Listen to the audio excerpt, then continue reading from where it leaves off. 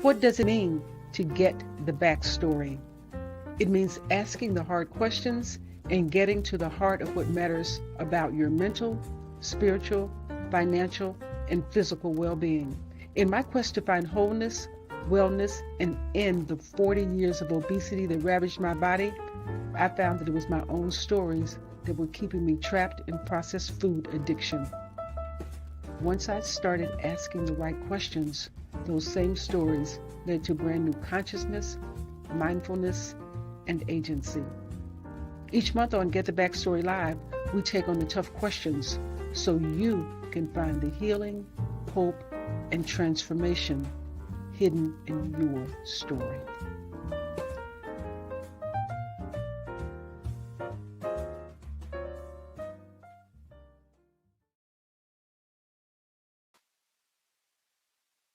Hello, everyone. Welcome to Get the Backstory Live. It is 7 o'clock.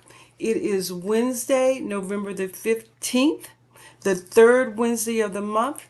And this is what we do on Get the Backstory Live. We talk about you, we talk about your health, we talk about positive steps that you can make each day to make improvements around your health. I am so glad you took the time to join us tonight because you could have been doing any number of things. Tonight is a special broadcast. It is a special broadcast because this month, November, is a special month. November is Diabetes Awareness Month, and I have two special guests that I think that will really bring some insight and some information as we navigate this disease that affects so many of us. And I want to stop before I introduce our guest tonight. One is a Dr. Nisa Maruther, who is a physician who works in this field, and this is her specialty, and she has specific expertise, which is going to add so much to our conversation. And our other guest is Kevin Cross, who is someone who is living with diabetes. So we have perspectives on both ends of the issues. But I want to stop for a second and just tell you something really personal about diabetes. As I have navigated my health journey for the past 4 years, losing and gaining over 700 pounds over the past 40 years, and finally, over the past 4 years, getting to a consistent weight, I have often talked about how I didn't have diabetes, I didn't have high blood pressure, and so I was able to convince myself for a while that nothing was wrong. But I went to see my primary care physician just a couple of days ago because I want to share with you that uh, I had an issue. I had an issue that I needed to go see her about. I needed to go see her about.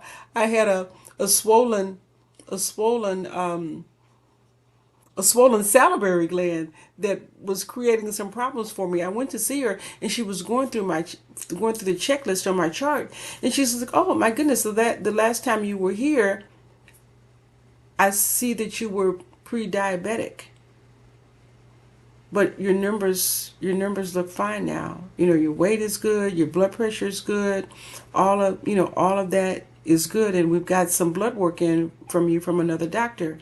And I got to tell you something, that pre-diabetic thing, I think that it might have just gone over my head 4 or 5 years ago when I got that diagnosis. Fortunately, I was able to shift things, but I certainly want to, as we get into the conversation tonight, discuss with Dr. Maruther and with Kevin what what that actually means.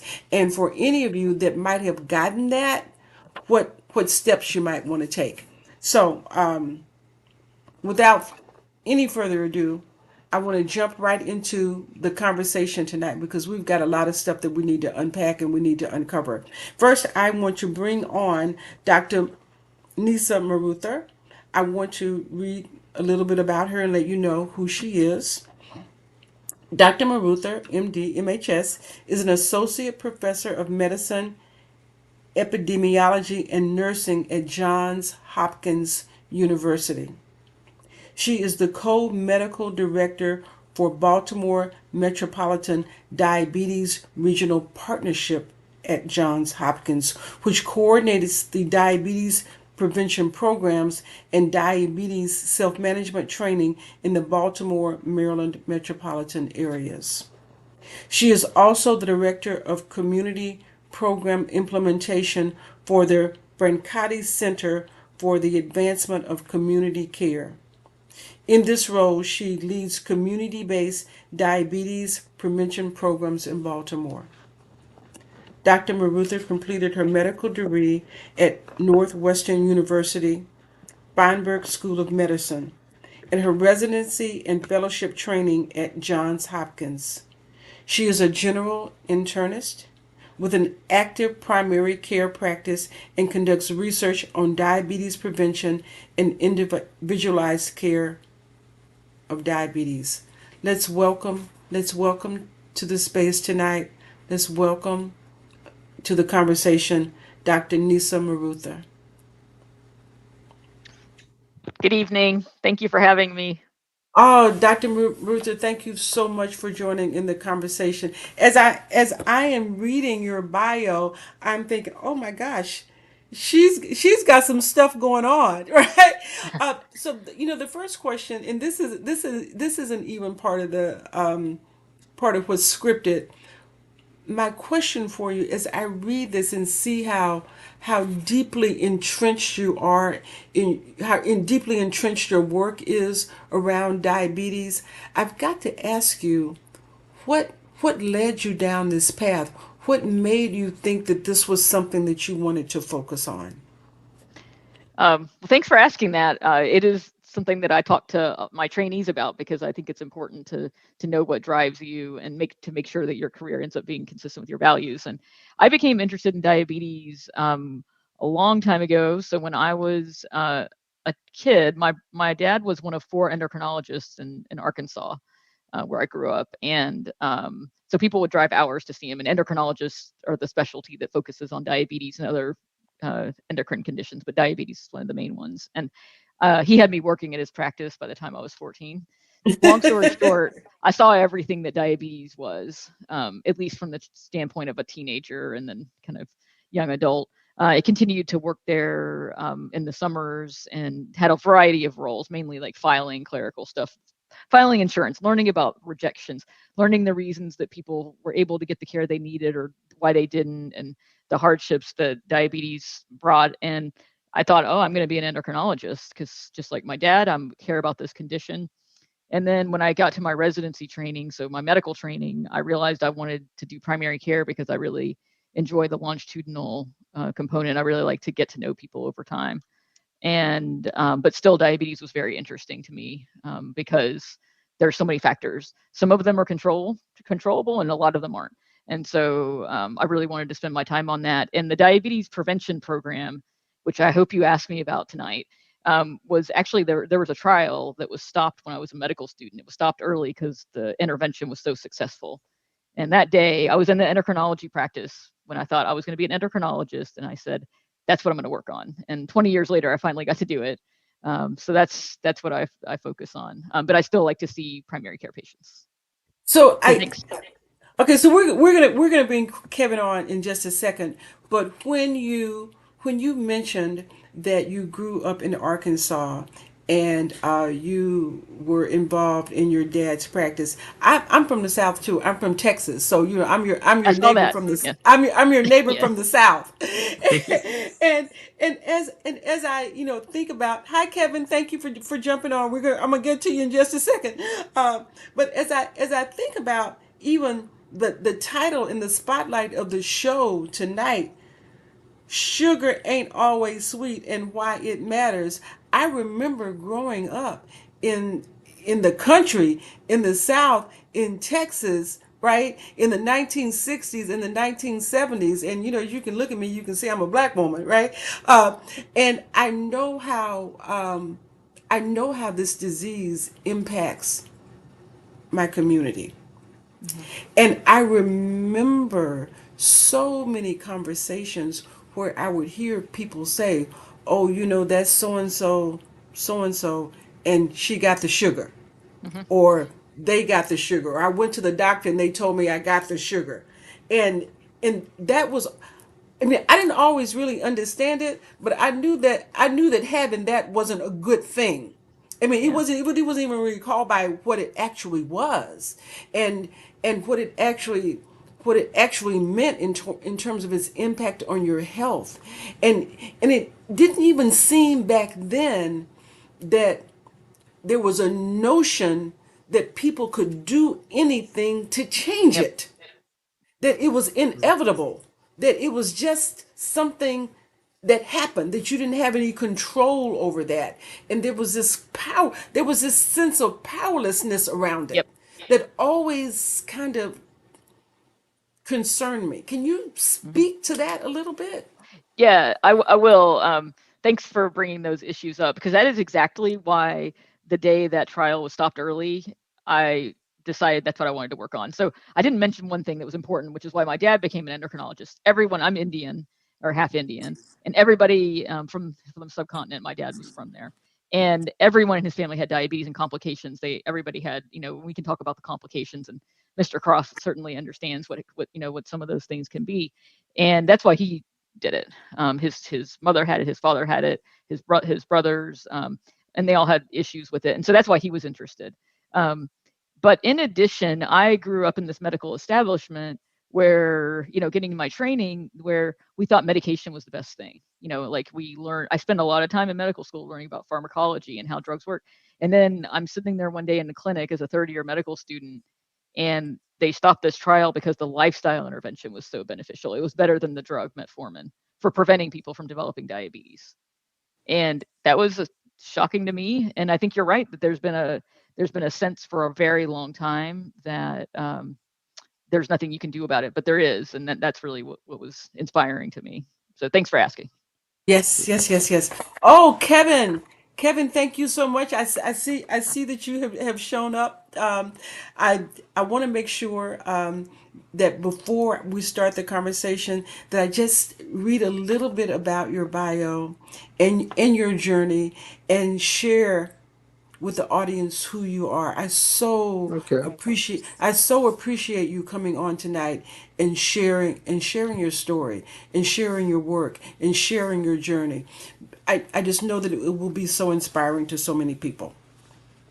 Thank you. So let me introduce you to Kevin Cross. With over 30 years of experience working in various industries, Kevin has developed a strong skill set in business development, strategic planning, and project management. This is the professional Kevin that we're talking about. We're going to get to the personal Kevin in just a while. Currently, he is the CEO of CMC Essentials LLC and the creator of the Essential Cane Keeper O. The company was formed because of the storage problem for for the folding white cane that Hmm. blind and visually impaired individuals use. He has partnered with the blind industries to manufacture this product, which allows for his customers to navigate the world with confidence. Through his efforts, he has successfully overseen the development of the essential cane keeper from inception to production and sales. He is also a member of the National Federation of the Blind, the American Council of the Blind, and the lead member of SUN, See Us Network, a support group for patients that are newly blind or have low vision. So I want to stop right now with that introduction, Kevin, and give you an opportunity to share your story with the audience of how you even got to this point. Would you be Well, willing to do that? absolutely. Well, my journey started over 25 years ago um, with being overweight, not watching what I ate, and drinking more than I probably should have. Um, I went to a birthday celebration and was drinking some mojitos, which is very high in sugar. And I apparently had a diabetic, was going into diabetic shock and didn't realize it. Until the following day, I decided to go to the doctor, and he told me that my sugar was over 500. And he gave me some medication and told me if this didn't bring it down, we're going to have to hospitalize you. Right then, I made the decision to make some drastic changes in my life. I decided to work on eating better and losing weight. And over a short period of time, those things started to help me. I was at that point wearing a 48 waist. I lost over 80 pounds, now down to a 36 waist. And I have maintained that for the past 15 to 20 years now.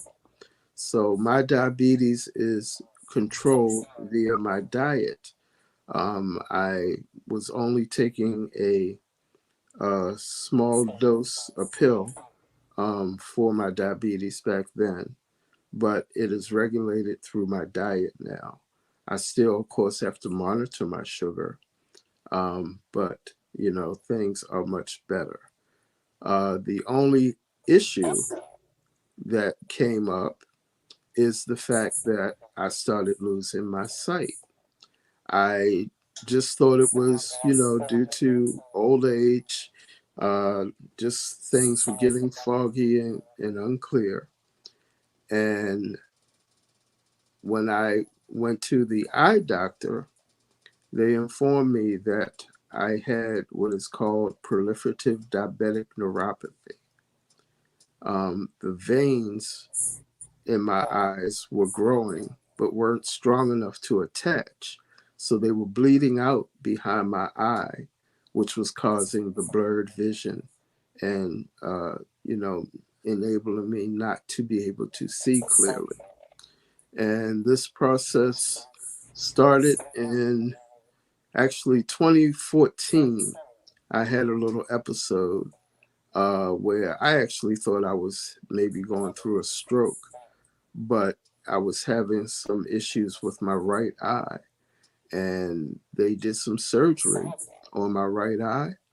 And I actually did not realize that I was already legally blind in my right eye because I never closed my left eye just to look out of my right eye. Mm, So mm-hmm, I still thought things were fine. mm-hmm. 2015, I'm sitting at my desk reconciling accounts as I normally do, and things were getting fuzzier and unclear. I tried enlarging the print on my screen in my computer.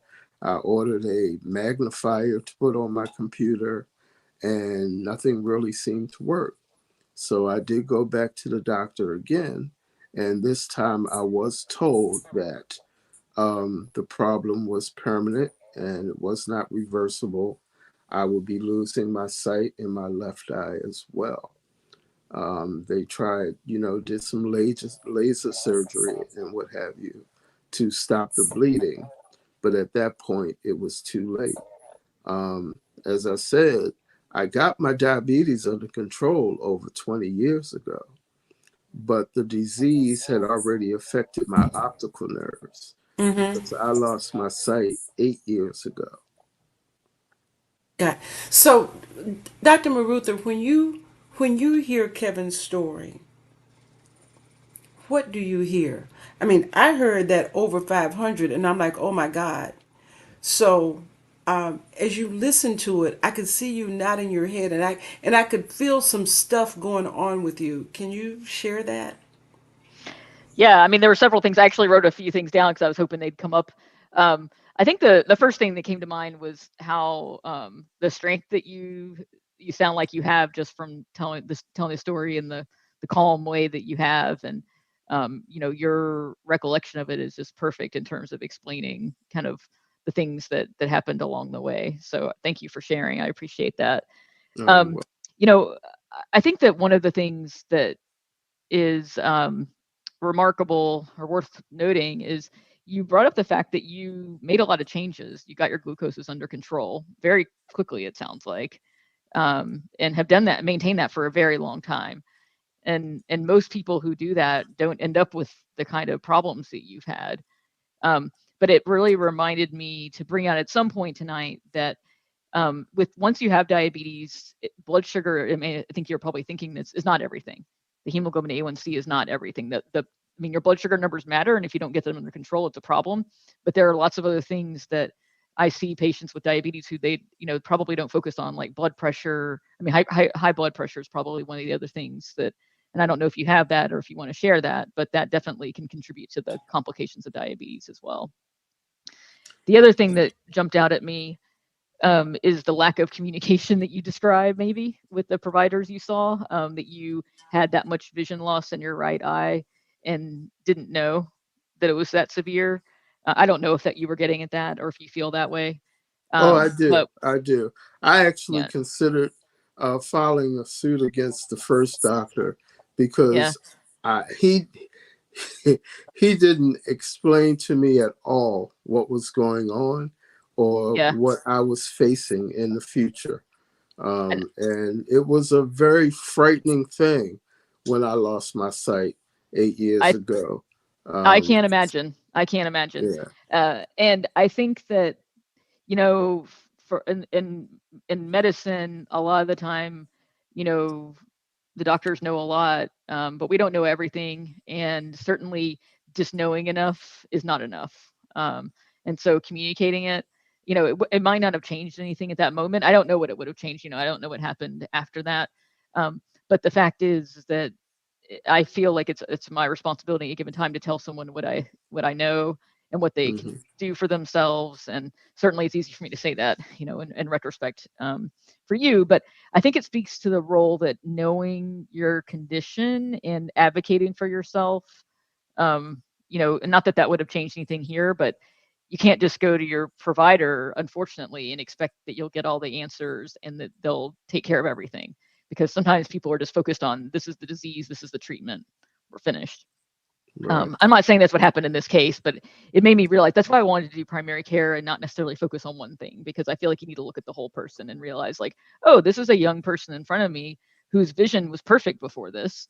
And now there's like severe damage in this one eye. I should explain to them, like, maybe I'm seeing it every day and I'm seeing lots of it, so it doesn't phase me. But the fact is this is a Hmm. big change for this particular person, Yeah. and they need to Yeah. know what's coming.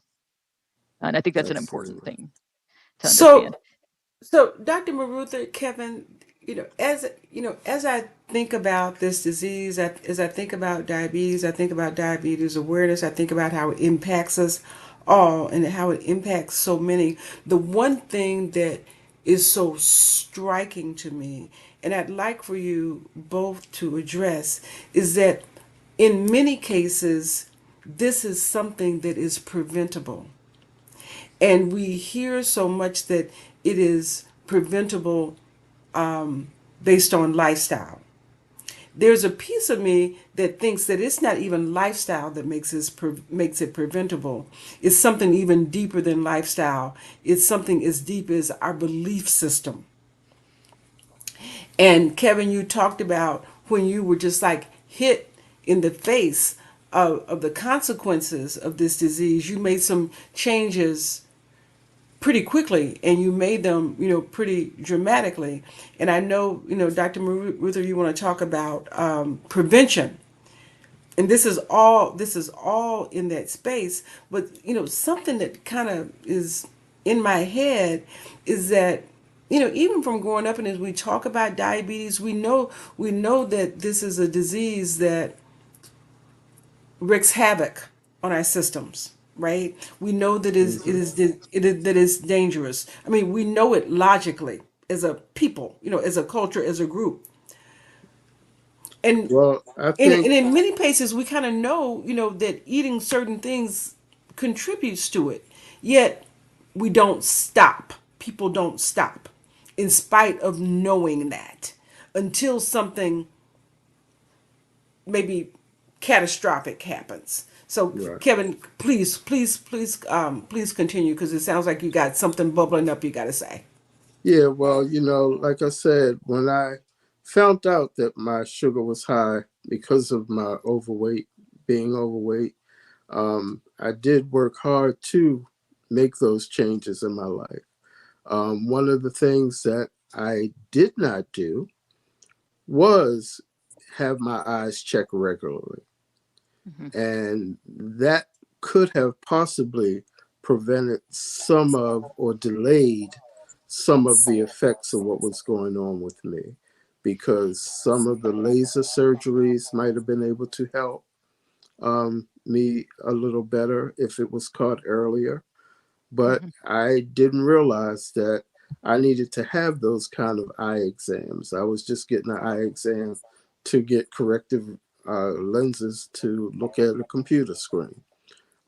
So I wish I had seek further treatment for a professional to look at my eyes more deeply than they were in the eyeglass place. So that makes a big difference. And I stress to my children, make sure you get your eyes checked, um, and stay away from all those bad things. So that is And very important. so, as you mentioned your children, can you speak to um, any response or any insight, or how your journey has impacted your children and how they might manage their own health? Well, I think they look at me in a very positive light because um, when I lost my sight, I was devastated.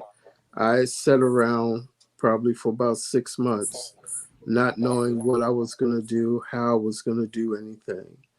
And now, or shortly after that, I figured out that, I can still do anything I need to. I just have to do things a little differently. Um, but I do always let them know that you need to make sure you are getting your eyes checked regularly. Diabetes does run in my family. My grandparents both have diabetes. My mother, who will be 87 next week, she takes insulin for her diabetes. So, that's something that we all have to be very conscious of and keep a track of. And I definitely talk to my children and even all my friends to make sure that they're taking care of their eye health, so that they don't face what I face. Hmm. So, Dr. Marutha, Kevin said something that struck me. He talked about diabetes running in his family. Hmm.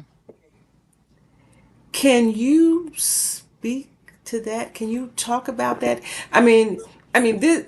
I mean, is it? I mean, can you talk? Can you break down for us diabetes one and diabetes two? This running in this family, is it Hmm. genetic? Is it hereditary? Or is it? Or is it? Does it run in families because this is what my grandmother ate. This is what my mama ate. This is what I ate, but I don't realize I can change it because I think this is just what we do. I mean, can you kind of Yeah, sure. pull that apart for us? Yeah, this is actually an area I was really interested in, because you guys are bringing up important points about diabetes, and one of the reasons I was interested, kind of as a physician, as a scientist in diabetes, because it affects every organ. Um, but as I went through my training and understood the determinants better, um, we know that it's not all just your biology through and through. And so what we know, and actually I spent like a large the first 5 years of my career or so much so forth, really focusing on the genetics of type 2 diabetes. I'll get back to type 1 and type 2 briefly, but so we really think that type 2 diabetes, which is 95% of diabetes that we see in the US or across the world, actually, is 50% is probably inherited or genetic. Like it's passed down in your genes. But the risk, there's no like one gene. There are probably 100 genes that confer a very small amount of risk. So it's not like just because you have that genetic risk means it's all done. The other 50% we do think is really the environment you're in. And maybe, it's hard to parse out sometimes how much your environment is a product of your family and your culture and how you grew up, or the environment you're in, regardless of what your preferences would be.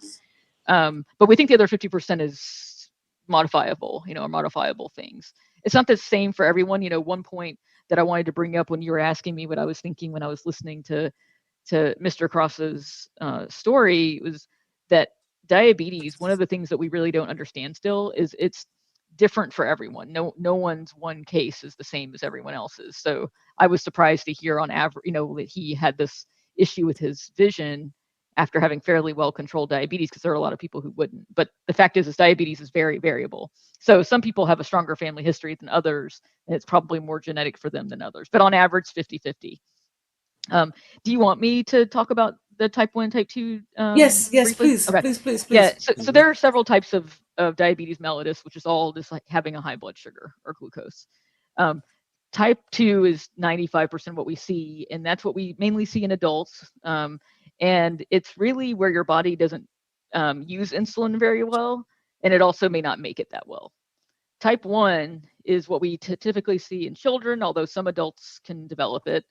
And that one we think is more of an autoimmune condition where the cells of your pancreas are being attacked by your own body. So it's an autoimmune condition like lupus or another autoimmune condition that you may know. And basically, the pancreatic cells that make insulin can't make insulin. They're dead. They've been attacked. And so then you just don't make any insulin and you have a total insulin deficiency. They look different, but sometimes for people with type 2, they can have both issues, insulin resistance and insulin deficiency. So I don't want to get too many into those too far Okay, into those so details. I One other have diabetes I want to mention is I'm sorry. gestational.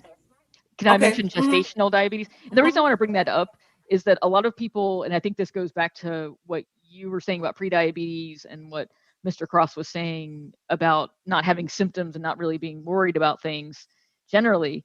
Gestational diabetes is diabetes when you're pregnant, only when you're pregnant. You didn't have it before, you didn't have it after. It causes there's a high risk that you'll develop it down the road.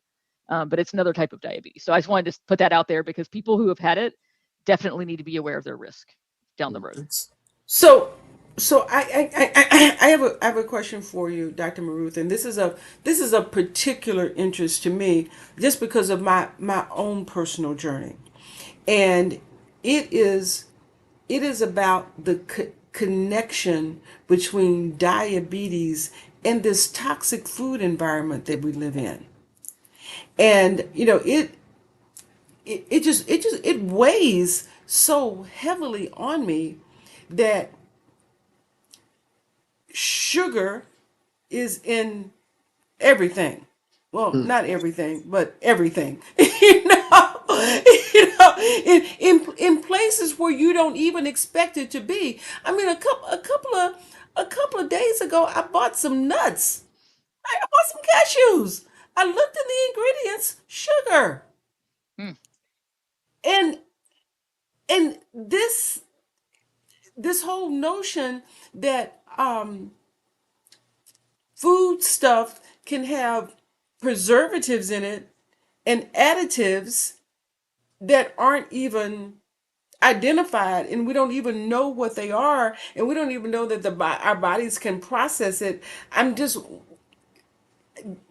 wondering how all this plays into how we navigate pre- prevention around this issue, because we're all of this is swirling around.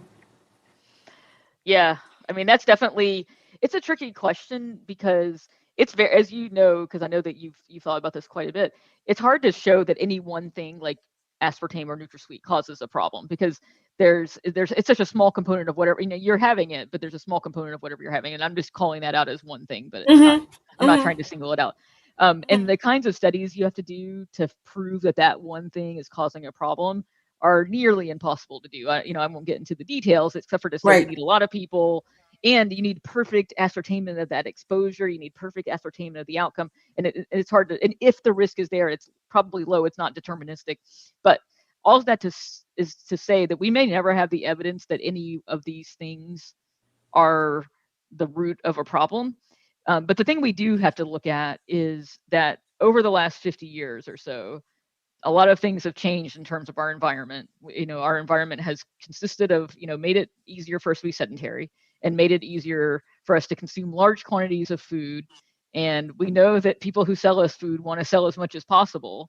That's their business. It's understandable, but they're going to put stuff in there that keeps you coming back. And so that is, and then you eat certain things, you crave them, and you want them again. And it's hard to prove that sometimes scientifically. And so, as a physician, I'll never say, oh, you should never eat X. You should never eat a processed food. But the fact is that the things that have changed in our environment over time and that affect diabetes risk in terms of, it's food intake and physical activity. And there are other things, but those are some of the major things. So I'm not answering your question. I think I'm trying But to that validate that the that's fact that we need to know about this. That's okay that you didn't answer it directly. Well, there's not an answer exactly to it, unfortunately. That's okay that you didn't answer it directly, but I think you touched on it enough. You touched on it enough that I just want to say, is me as an individual, as the host of Get the Backstory Live, as someone that has a new consciousness about why we should eat, what we should eat, and how we should eat, how we need to eat to protect our health, and just make some real conscious decisions and understanding that food should heal us and not hurt us. Right? Yes, That food I that yep. food is medicine. I totally agree with you. And that's, the main thing I do when people come and ask me about, oh, taking this supplement and that supplement, I'm like, if you have a deficiency, you should. If you don't have a deficiency, the best way to get your nutrition is through whole foods. And Mm-hmm. there's no, and that some of that's intuitive, and and some of it's never going to be proven, but it's hard to imagine. I mean, there's a question here in the chat about the See it. bioengineered ingredients. Yes, can you speak to that, Dr. Marutha? This bioengineered, because it is a term that frightens me, quite frankly. Yeah, I mean, I think that the lace ingredient. Yeah. So I think that folks can see that on the screen, so they'd be able to see that this question's about bioengineered Mm-hmm. ingredients. I Mm-hmm. mean, I can't tell you I know what that is. And the reason is that sometimes these are proprietary things that are in there to either preserve the food or make it tastier or make it look a certain way. But it means bioengineered means it was engineered to some extent.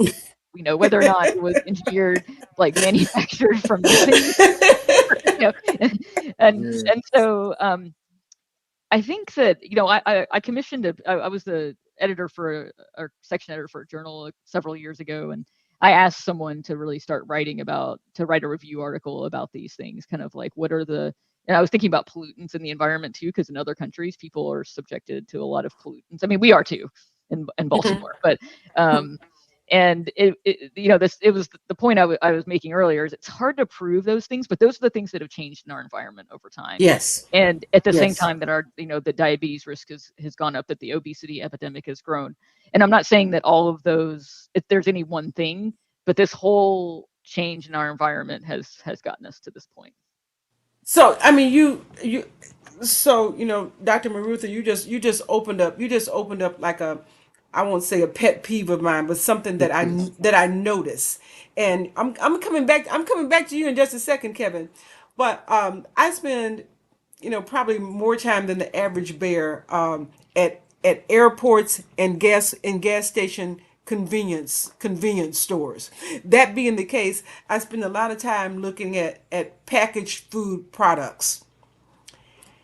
And I remember a time when I would go to the gas station or convenience store, and they'd have a little pack of chips, and it would be one serving, 1 ounce in a Hmm. package, 150 calories for this 1 ounce of whatever this thing is, right? Now, fast forward, it is 2023, and the packaging is this size, and it is 5 servings of whatever it is, 5 servings of chips inside the package. It's still the 150 calories or 200 calories or whatever it happens to be. But here's the reality. Nobody buys that one package of the 5 Hmm. servings and parcels out 1 ounce of it and eats it. They eat the whole package. They eat the whole Yes. package, right? And Hmm. it's 750 calories, and they don't even count it as a meal because it's considered like a snack. And you do 750 calories of that thing every time you go to a gas station or every time you go to a convenience store or an airport like I am. You do that over the course of the year every day for 365 days of the year. You don't have to do it for that long. You can do it for just every week, 52 weeks, and that significantly changes what happens in your body. And it's all in the, and it's the packaging, because the salt, the sugar, the fat, the crunch, the taste, the color, the additives, all of that is designed to make it addictive so that you eat the whole package so that you buy more of it. I'm sorry. I just No, I'm lost not. con- I'm not I disagreeing lost with you. I mean, I, lo- no, I know you can't say anything, but I lost control. no, I'm not disagreeing with that because there's no reason. Just when there's no reason to believe that people who, if you make your money selling food, then you want to sell more of your food. Um, and so there's no reason to believe what you're saying is incorrect. And most people don't even know to look at the labels. We learned that in Right. our diabetes prevention programs. It's not, it's one of the things we really review. Like, you need to understand how this label works, because Mm-hmm. you may pick up a bag and think it's a serving, but it is not. Right. Usually, it is very Right. unlikely to be. Um, Right. but I Right. don't want to. Yeah, I mean, I And think so that so you make so a good so point. Kevin, as I went off on my tirade, I saw you nodding your head. Yes, yes. GMOs are bad. How do they grow a watermelon that's seedless? I'm still trying to figure that one out. I try to eat as healthy as possible. I snack on nuts now, nuts and fruits. Those are Mm-hmm. my snacks. I do have a chip every now and then because you want something crunchy. But I limit those kind of things now. Um, So Kevin, I do want to ask you, you talked about earlier, like really starting to focus on changing your lifestyle and losing weight and kind of operating in a healthier kind of way. What what what I mean, what were you thinking when you started making these changes? well, my children were still young, so I was thinking I needed to be alive to see their future and possibly see some grandchildren. So I knew I had to make some changes in my life if I wanted to be around. Mm-hmm. Um, so I started walking. I cut out a lot of the pastas and breads and things that were starchy that were adding to the sugar in my life. But exercise is definitely important. And for me, being overweight, walking was a great start for me. Hmm. I work downtown at the Inner Harbor. So instead of having lunch, I would walk around the Inner Harbor Mm-hmm. and have an Mm-hmm. apple or a pear or some fruit and nuts and stuff. Mm-hmm. But I knew it was going to be imperative for me to get this weight off, to change my lifestyle so that I could be around.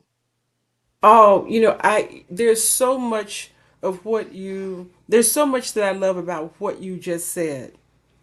And one of the things that I love is that you made like small tweaks. I mean, you didn't wasn't like you made it like such a hard thing. Like, I just started walking around the Inner Harbor at lunch where I worked, as opposed to, oh, I got to get a gym membership, I got to get some gym Hmm. clothes, I got to work out with a trainer, I got to do. And sometimes you think about that stuff, it becomes so overwhelming you don't even do it.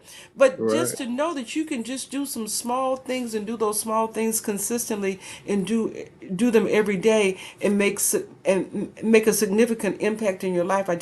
I love that.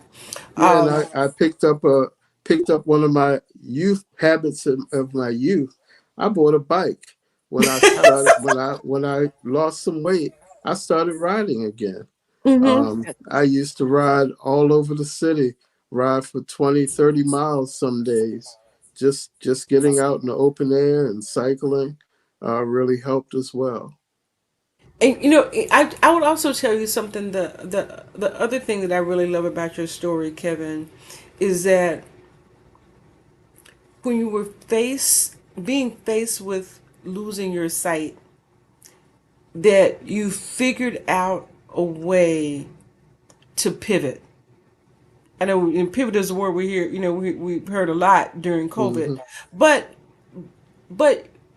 but you have used this. You have used this as a catalyst to really make a major contribution.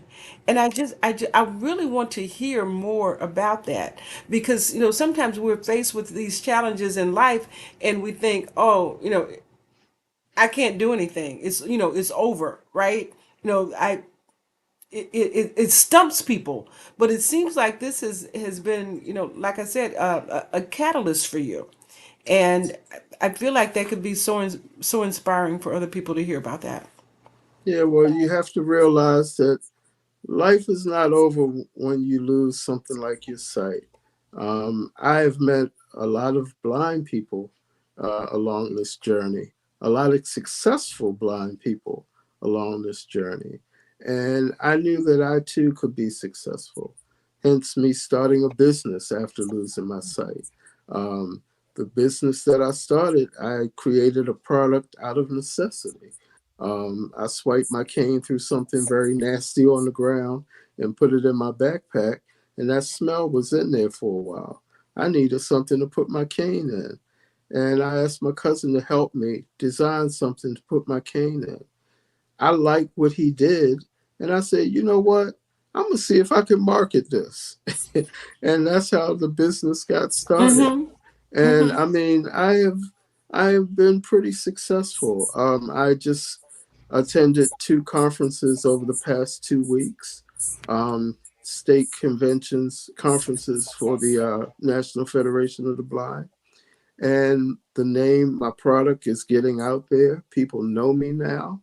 Um, and, I'm trying to show others that, hey, if you have an idea, go with it. I work with the support group, Sun. We started the support group, I guess, about 5 years ago. And I know that I have figured out how to do a lot of things, and I can help some others figure those things out. There are a lot of people who get very discouraged when they lose their sight, especially at an older age. I was 55 when I lost my sight. So it was not easy. It was not an easy thing. But, I found a way to make it happen. And I try to help others understand that your life's not over because you lost your sight. You just have to do things a little differently. But there's nothing you can't do. Mm-hmm.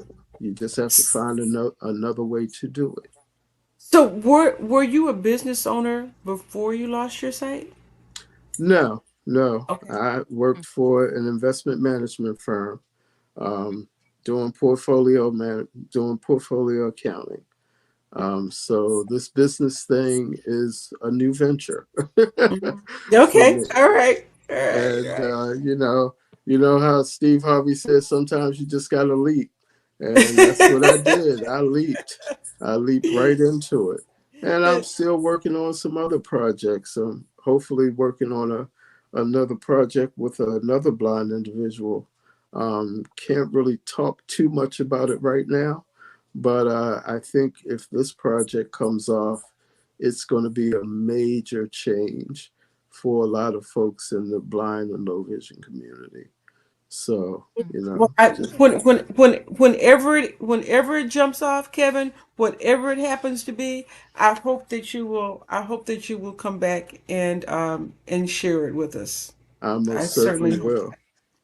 So, Dr. Marutha, I want to circle back to something we talked about at the beginning of our conversation, and that is about prevention. I mean, we've spent a good part of this, hour, and our time is going short, or just talking about diabetes and the space that we're in. But can we talk about can we talk about prevention, about what we can do to get head of this thing, and leave listeners with some direction, some guidance, some insight around that. That would be my pleasure. I'll say a few things and let you maybe ask me some questions so I don't talk too long. Okay. Okay. So the first thing I want to say is that people need to know their risk. Part of the reason we're excited during Diabetes Awareness Month is we want people to know about diabetes, but also how it's diagnosed and get screened for pre-diabetes. Most providers, so we've done a lot of work on this in my group. A lot of providers, doctors, et cetera, don't remember to screen. And so you need to ask for that hemoglobin A1C test if you think you're at risk, or ask if you are at risk.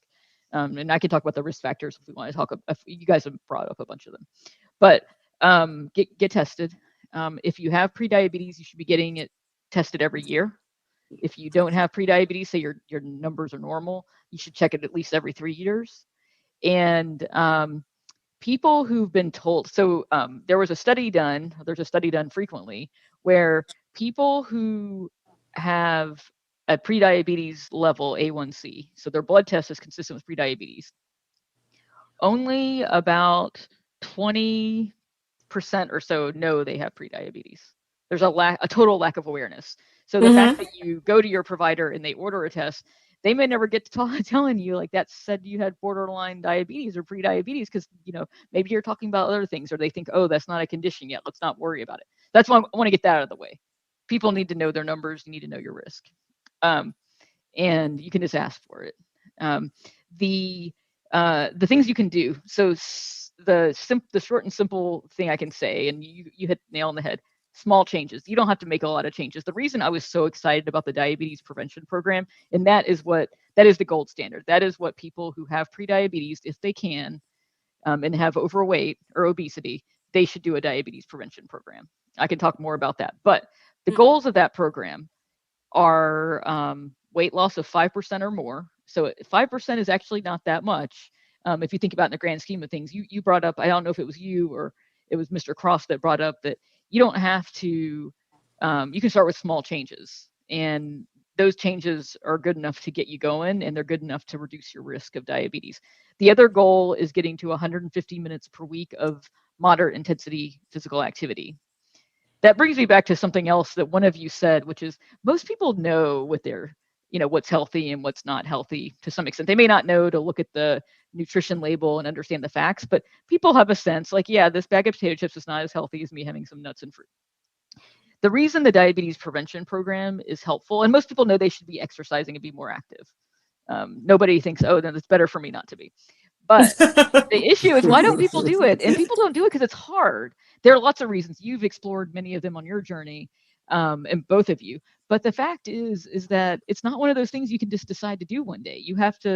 Everybody has to go through their own process, understanding why they want to make the changes, what kind of changes they can make. And even then, your environment may not set you up for that. I mean, you brought Yes. up like what, growing up where you did in rural Texas, and I saw the same thing where I was growing up is not everybody has access to everything. I mean, I see it's here in Baltimore. Not everyone has access to everything. And the fact that you want to be active, you may not be able to be. But going back to the DPP, the Diabetes Prevention Program, the thing about it is it's like a year-long program. It's mainly group-based. So you get in a group with people for a year who have prediabetes.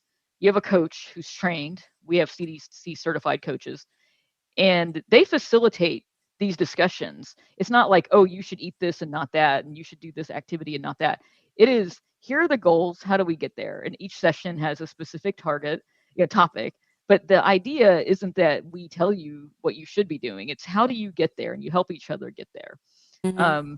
And it has been the most rewarding thing I've done in my career. I don't lead these groups. I'm not, I'm a physician. I'm not a good coach, but it's what I spend a lot of my time on. And the CDC has established the National Diabetes Prevention Program. There are programs in every state. Medicare covers it. Medicaid covers it in several states. More insurers need to come online. But if you go on the CDC website, there are probably somewhere north of 1,500 programs across the country. And we don't get enough people. People don't know about them. They don't know diabetes is preventable, and they don't see themselves, and because they don't see prediabetes as a condition. Yes. It's Yes. Yes. That's what I'll say to Yes. start, because I just talked for like Yes. 5 minutes, so I'm Yes. sorry. And so this awareness thing, is a big deal, right? Like a deeper understanding is what I hear you saying. And Mhm. I just love the notion of baby steps, of incremental movement, because even with the people that I work with in my group, I talk about my own journey. All right, so let's just look at it this way. Pick one day a week.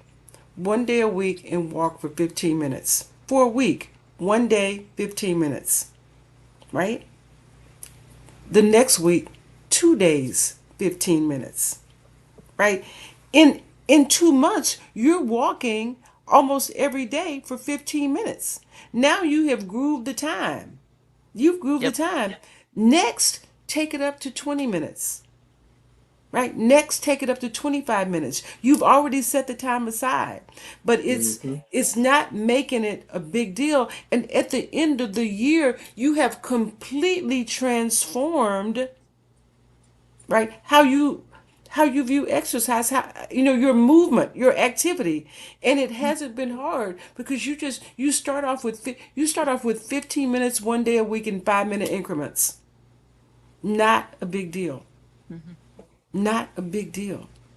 So, yes, it's possible, but we just have to start thinking that it's possible, understand that it's possible, understand that we can change, and get the support, right? Mhm. Get the Absolutely. support as we're looking to make those changes.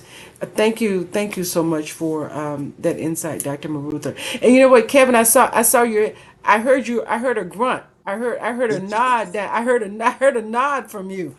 I heard a Well, nod. one of my favorite sayings is, when I wake up in the morning, I have another chance to make something positive happen in my life. So be thankful for that next day and just keep on working hard to make something positive happen. Kevin, what you said, I want to go back to what you said just a minute ago about when you were diagnosed, and the changes that you made. And I have heard this. I have heard this from others. I actually heard this from another gentleman, and he talked about what you talked about, which was having a why, being around for your kids and being around for your grandkids. And I think so many times as we kind of think about our health and think about what we're eating, we don't we don't think about it in those terms. We don't think about using food and how we manage our life as a tool for how we want to live our life. We just think about Mhm. it for the moment. And if we start just having a different vision of saying, all right, I ultimately want to look like this. I ultimately want to feel like this. I ultimately want to be around for my kids. I ultimately want to be around for my grandkids. I ultimately want to be able to make a difference in my community or my church or wherever. And in order to do that, in order to have that kind of life, my health has to be a certain way. And if my health has to be a certain way, I have to make these certain kinds of choices around what I eat and how I move and how I rest and how I take care of myself and all of that. That all of these choices that we make in the moment are about how we want to live and how we want to show up and how we want to feel in the future. But we don't always get that. We don't always get that. So I'm so happy for what both of you have brought to this conversation tonight. And as we're winding up this time, I'm grateful for you. I'm thankful for you. I'm glad that you chose to spend this hour with me and with our guest. And I know my time is short, but I do want to give you all just a few seconds if you have any parting words you'd like to share with our audience, and then we'll wrap it up for the night. Mr. Cross, do Anybody? you want to go first? Well, as I said, life continues to go on even when you face something like I have. It can be difficult, but when you wake up the next day, as long as you can make some changes in your life, to make something positive happen, you need to be focused on that, and just try to do the right things to make yourself healthier, so that you can be here for yourself, for the people around you who love you, and just, for your happiness. Absolutely. Absolutely. Yeah, that's Thank you. wonderful. Thank you Um, so much. the thing I would say is, we've talked a lot about success and, success making changes. Everyone is going to have along their journey um, lapses, things that come up, and the idea is, that the whole thing's a marathon, it's not a sprint. And I think it gets maybe a little bit of what Mr. Cross is saying as well, but we've kind of presented some ideas about, you should do this, and these are the great things you can do. But the fact is every day is going to be, it's going to have different challenges. And so I hope everyone remembers that when you're thinking through these things. Yes. Oh, yes. Great, great, wonderful, wonderful parting words. I want to just take this time to thank you, Dr. Nisa Marutha, for joining us. Thank you, Mr. Krevin Cross, for joining us tonight on Get the Backstory. I want to thank our audience. Thank you for joining us tonight and really just leaning into this information about Diabetes Awareness Month, because it's so important. It is so important. And if it's not you, it may be someone that you know. So share this information. Take an opportunity just to lean into your own health, right? And how you can protect yourself, and be sure to join us next month, December the 3rd Wednesday in December, and we're going to be talking about another topic that is so important, and that is about grief. Grief, especially during the holidays, right?